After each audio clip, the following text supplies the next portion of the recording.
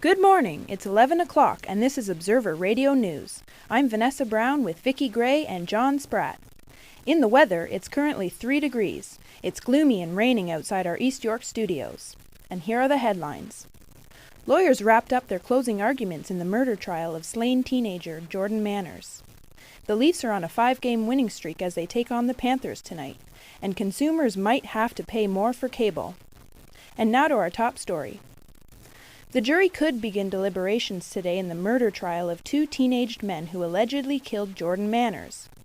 The men, known only as JW and CD, cannot be identified because they were 17 at the time of Manners' murder in 2007. They are now 20. JW and CD are pleading not guilty in youth court to first-degree murder. It is alleged that JW dragged Manners down the stairs of their school and shot him in the chest. A Toronto man who assaulted a meter maid will be in court this morning. Panagiotis Maris turned himself into police last night, confessing to the attack. On Sunday, Maris was none too pleased to find a yellow parking ticket on his windshield in Greektown. According to the Star, instead of facing the music, Maris caught up with the officer and punched him in the head, knocking him to the ground. He faces 2 charges of assault and dangerous operation of a motor vehicle. Supporters cheered and protesters jeered as Councillor Adam Jambroni announced his mayoral bid earlier this evening. Tara Lazinski reports. Protesters could be heard outside as Jambroni launched his campaign. One protester who didn't want to give her name had the following message for Jambroni. I'm Adam. I'm thinking to buy my daughter a Christmas present, and I'm listening to how he cares about communities and friends, and he is just so full of it. Protesters say construction on Marthansville's Avenue is crippling their small businesses and causing personal financial strain.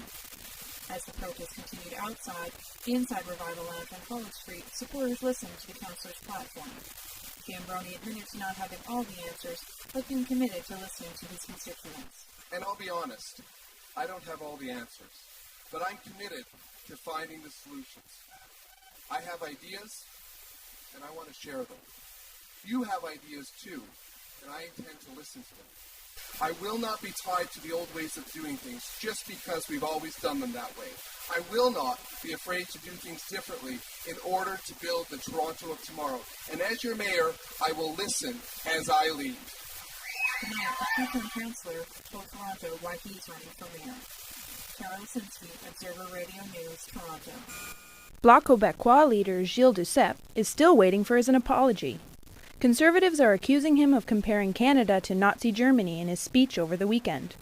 In it, he mentioned Quebec independence would only come through resisting the federal government. Conservatives quickly jumped to link his speech to the French resistance against Nazi Germany. Duceppe said his words were taken out of context.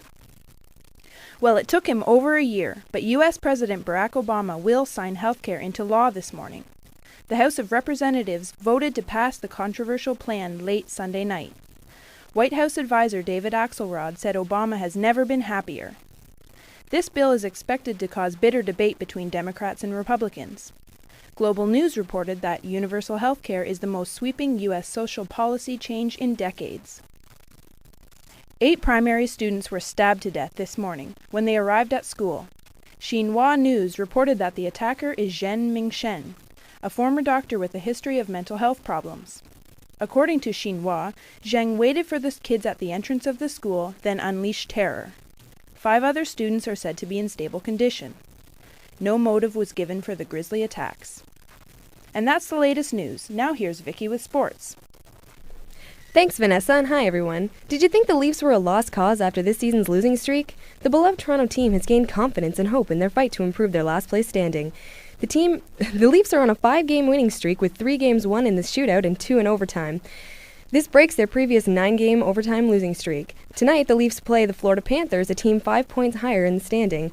3 other teams, including Tampa Bay Lightning, the New York Islanders, and the Carolina Hurricanes, are 4 points ahead. If they win, it's possible that the Leafs could rise as high as 11th place in the conference standings.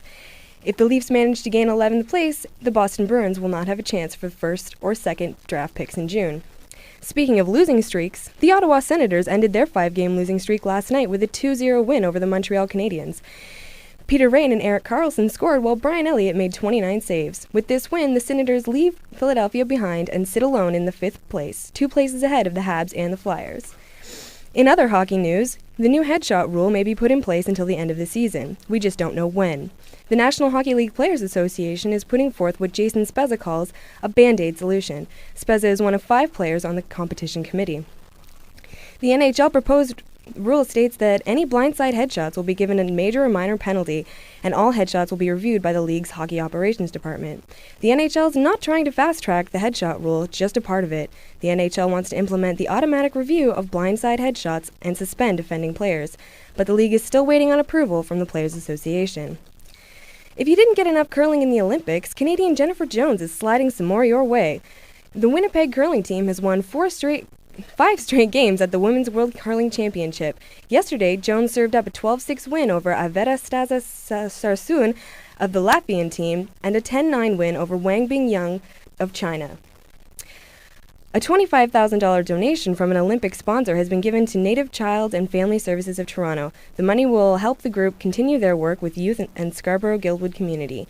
Observer Radio's Amanda Kwan reports. A Royal Bank Lion mascot holds up an oversized novelty check while the audience claps. Former National Chief of the Assembly of First Nations, Phil Fontaine, is now an advisor with RBC. He says programs like those offered by the Native Child and Family Services play an important role in fostering Aboriginal culture.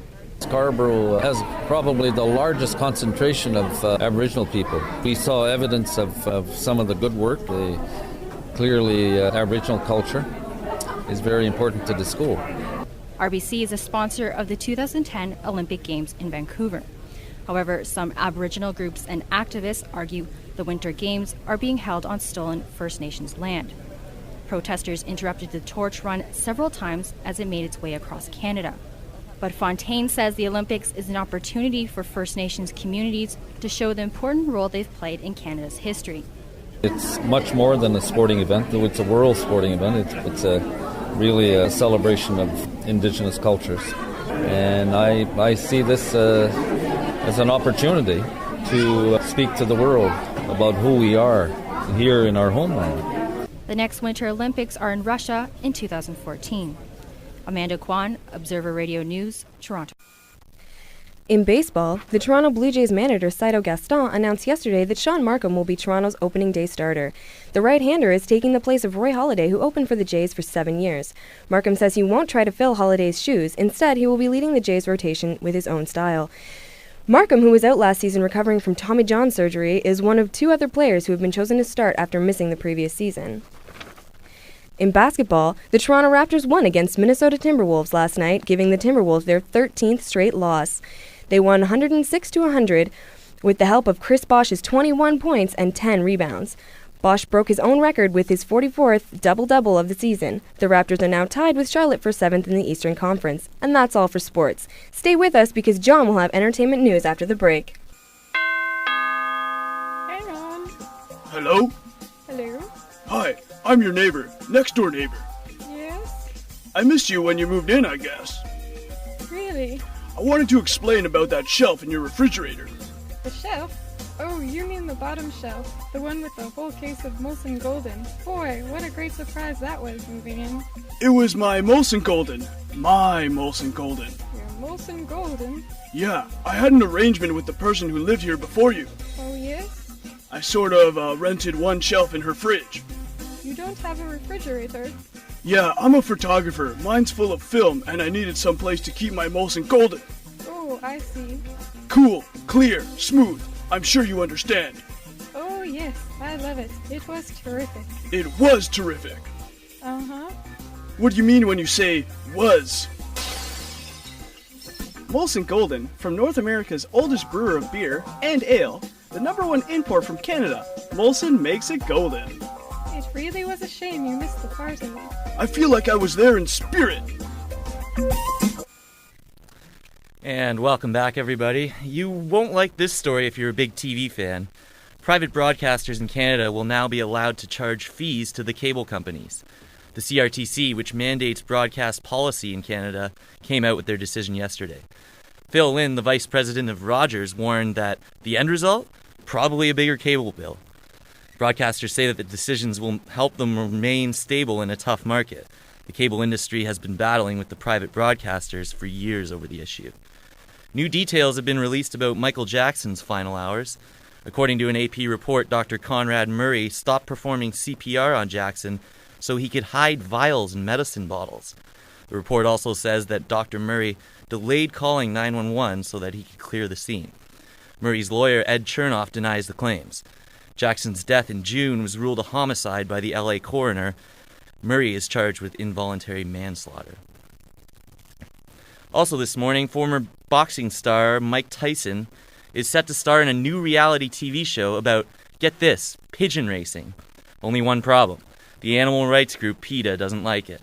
They sent a letter to the Brooklyn District Attorney asking for an investigation. Tyson has had a long love affair with pigeons, but is new to racing them. The show is scheduled to air in the U.S. on the Animal Planet cable channel. Animal Planet wasn't available to comment on the story. And locally, approximately 100,000 people took to the streets on Sunday to experience the 23rd annual Toronto St. Patrick's Day Parade. The parade route started at St. George Street, went east on Bloor to Yonge, south to Queen, and then west to University Avenue. It took place from 12 p.m. to 2:30 p.m. And as Observer Radio News' Eileen Donnelly reports, the parade keeps the Irish tradition alive in Toronto.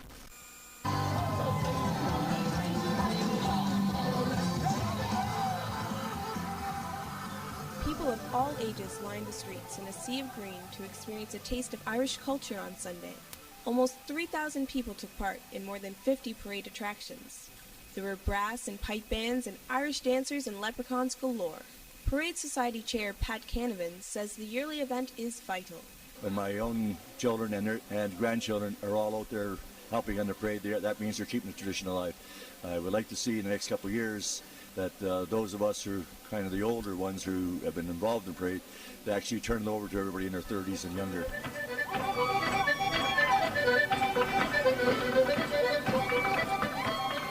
Pat Canavan took part in Toronto's first St. Patrick's Day Parade in 1988 and has participated ever since. His daughter, Kathy Canavan, took part as an Irish dancer.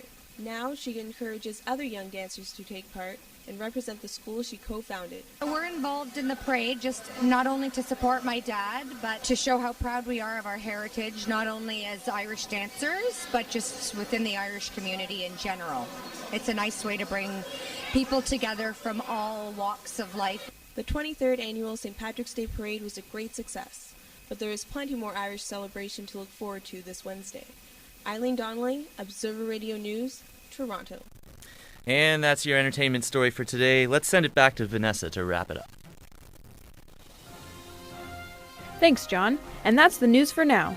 You can hear more coming up in about 15 minutes on the internet at ondemand.centennialcollege.ca.